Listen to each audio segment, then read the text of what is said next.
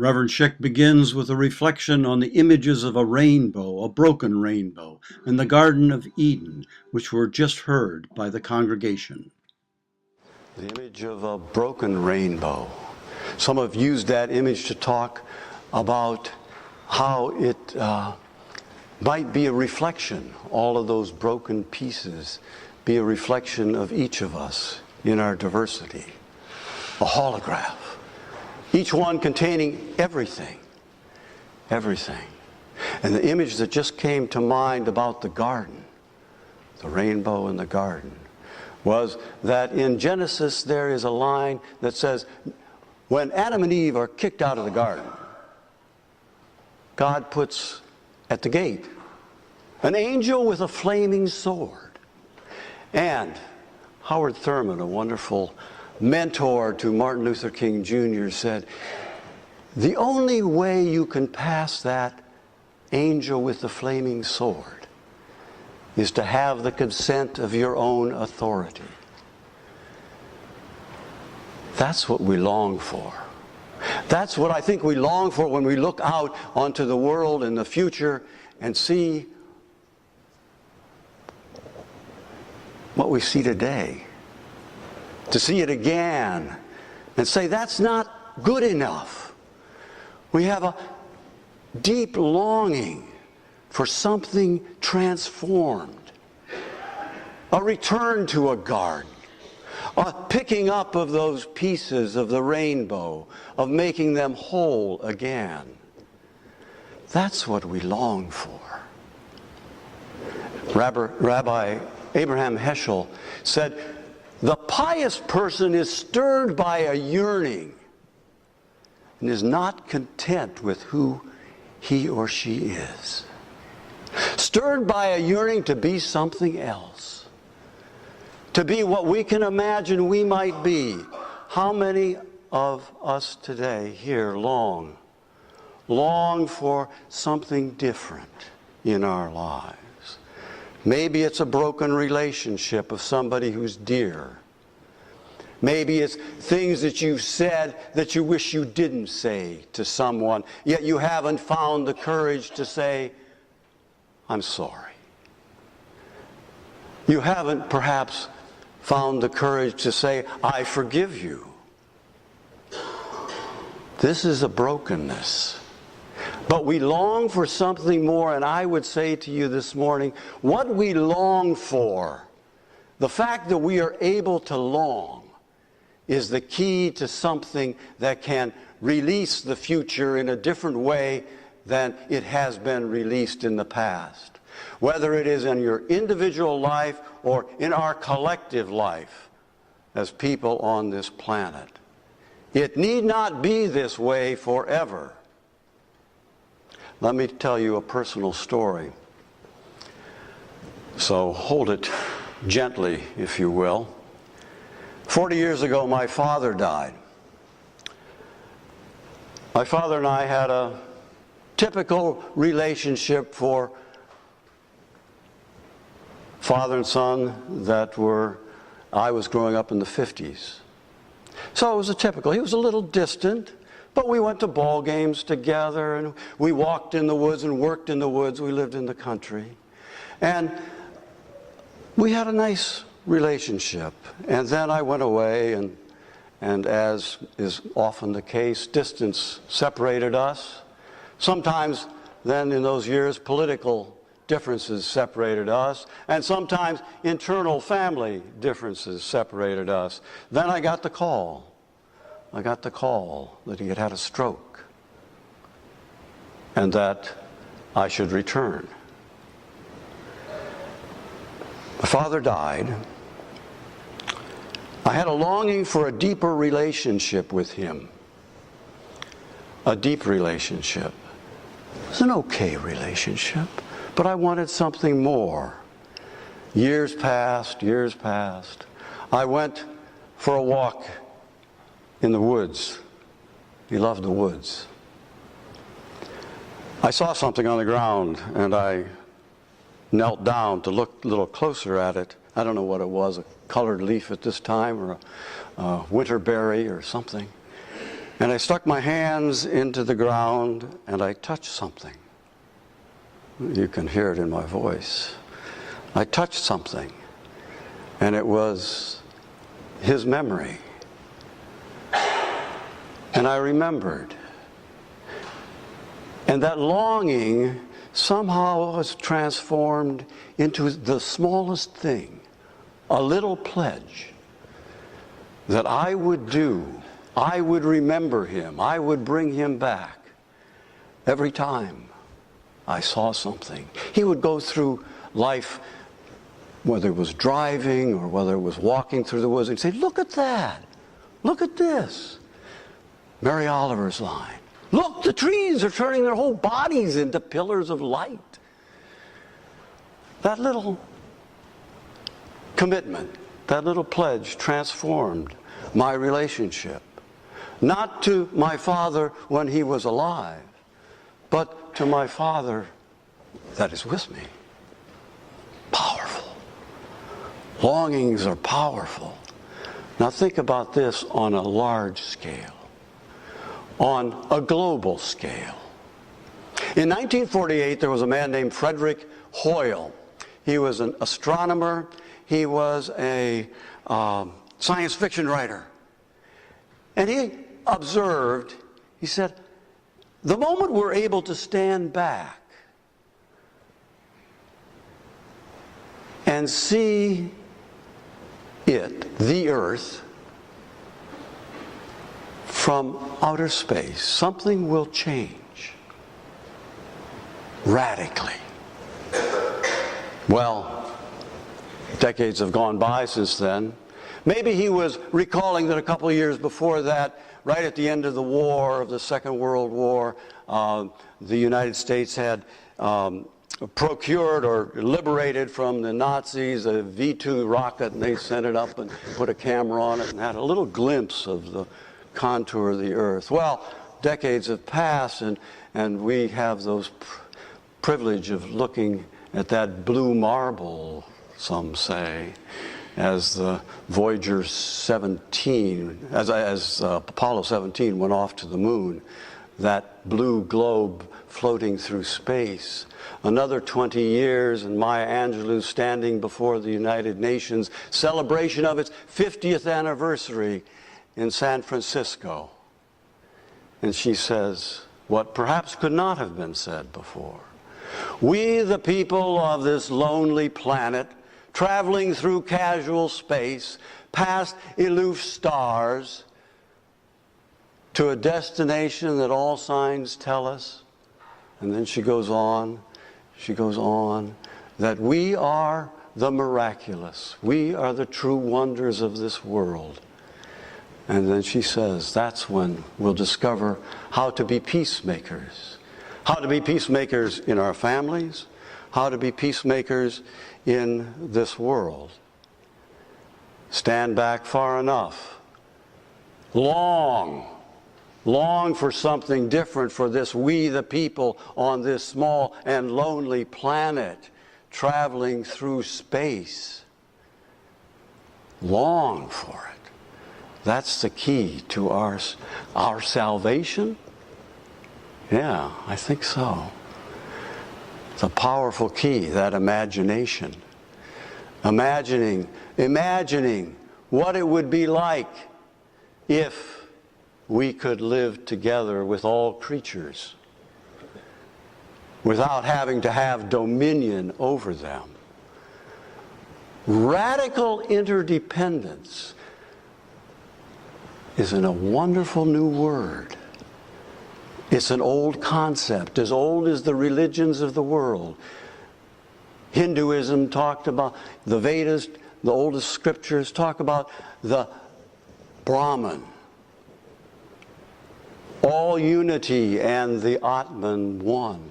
In Christianity, I understand there's a church, Unitarian, not a Unitarian, United Church of Christ, not far from here. We split off because we had the truth of unity, right? Well, look at this Christian concept of the Trinity. Not bad. 3 in 1. All in one. Amazing. Huh? Maybe we shouldn't have been quite so righteous. But that's another story. We were, and we are, a little bit too righteous sometimes. Paul, St. Paul, never one of my favorite people. He wasn't big on women, and he probably set back sex a good few hundred years, but he got off this concept of Christ as being the body of Christ. Now get it, the body of Christ. I know you don't hear that too often here, but the body of Christ, that we're all part. We're all different members. We all have different ways of looking at things. God knows when you get 2 or 3 Unitarian Universalists together, you've got 100 different ideas or perspectives on what should be. So here's another image of planting longing and how it can change things. If it can change things in my personal life, if it can change our understanding of our place in the world, it can change things in our Unitarian Universalism. 1984, I went to my first General Assembly as the director of the new Peace Network, and your former minister, Stephanie Nichols, followed me in that position. This is all new. You know, here's 3,000 people, and I learned that they had a process, and they were trying to figure out what their principles and purposes were. Do you think they would have figured it out already? They'd been around a while. But so I'm sitting there, and I learned that they've had the women have made it happen, that we're going to have a process to decide these principles and purposes of ours. We're not just going to have a bunch of guys sitting in a room on Beacon Street deciding this. So they went through a couple of years process. Very good, very good. And they came up with 6 principles and 6 sources. And they're in the front of your hymnal, along with something else. So there was also a group that I didn't know, small group, saying, well, we ought to talk about interdependence. Well, I kind of finally got a little hearing, and then a colleague of mine, Paul LaRue, he holds his hands up and says, here's some wording for a 7th principle. We promote and affirm the interdependent web of all existence of which we are a part. Big mouthful, 3,000 people. Say, yeah, this is right. That longing surfaced. A longing for unity with not just the planet, because we can make that abstract, but with each of us. A unity, a radical unity. Amazing that should come out of a General Assembly. I was floored. I said, well, this is not such a bad group to be part of, I thought. So I've stayed. I know some of you have been in it much longer than I have. There's something radical about this notion. A couple years after that General Assembly, a sociologist named Robert Bellah went to the General Assembly, and he looked at our principles, and he said, looks pretty good Protestant. Believe in the worth and dignity of everybody? Yeah, that's good. You believe in searching for your own truth? Yeah, that's good. We believe in that. Democracy? We're all for that in the churches and in the community. He says, but that 7th one, that's something new. That is something new. And we've only begun to understand what its newness is. So how do we start? How do we start?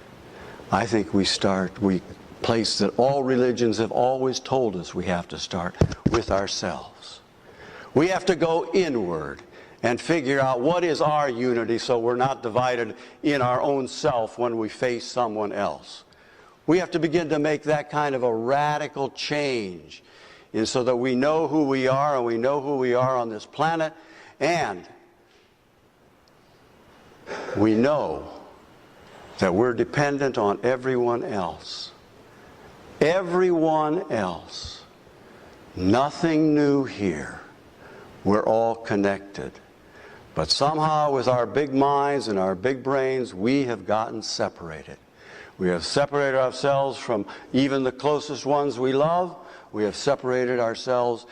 You know, when Rusty Schweickart is circling the planet on Apollo 9 in 1967, he says, there's no borders, there's no boundaries. Like we're discovering something new and we say there's no borders and no boundaries? I don't think so. But we have to rediscover it. And it begins with us. I put together that little book called Be the Change, and being self-promoting, you can get a copy if you want at coffee hour.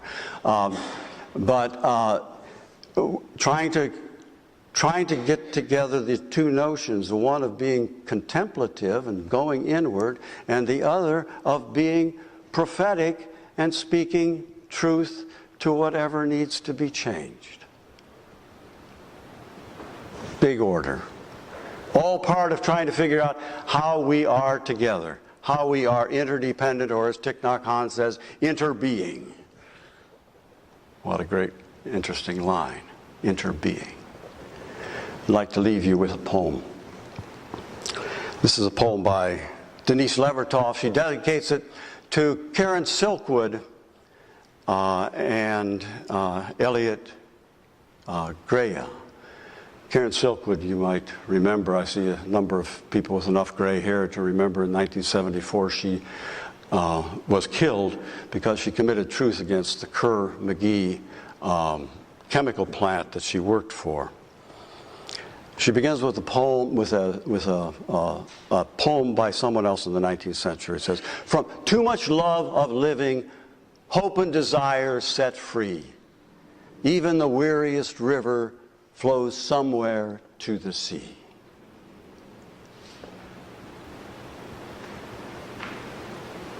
But we've only begun to love the earth.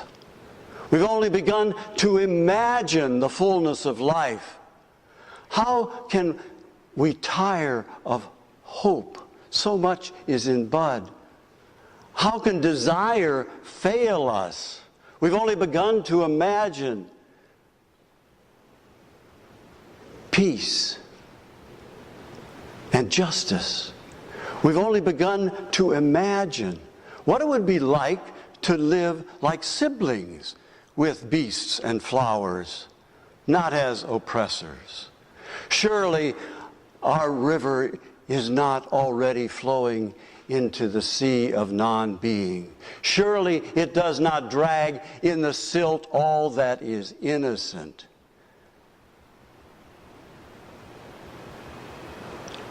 No, not yet. Not yet. There is too much broken that needs to be mended. Too much hurt we have caused each other that cannot yet be forgiven.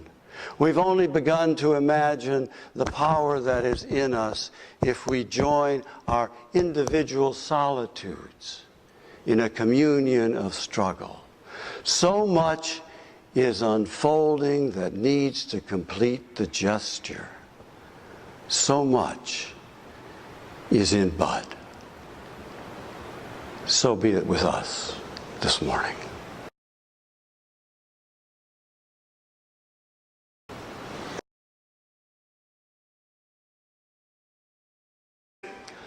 Let us go from this place we have made sacred by our coming together. Let us go from this place with these words by Maya Angelou. Lift up your eyes upon this new day breaking for you. Give birth again to the dream. Women, children, men, take it into the palm of your own hands. Mold it into the shape of your most private need. Sculpt it into the image of your most public self.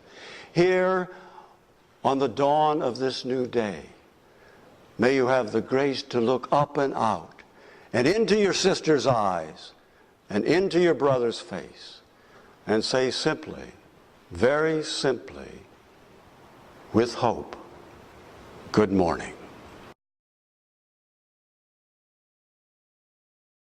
Good morning.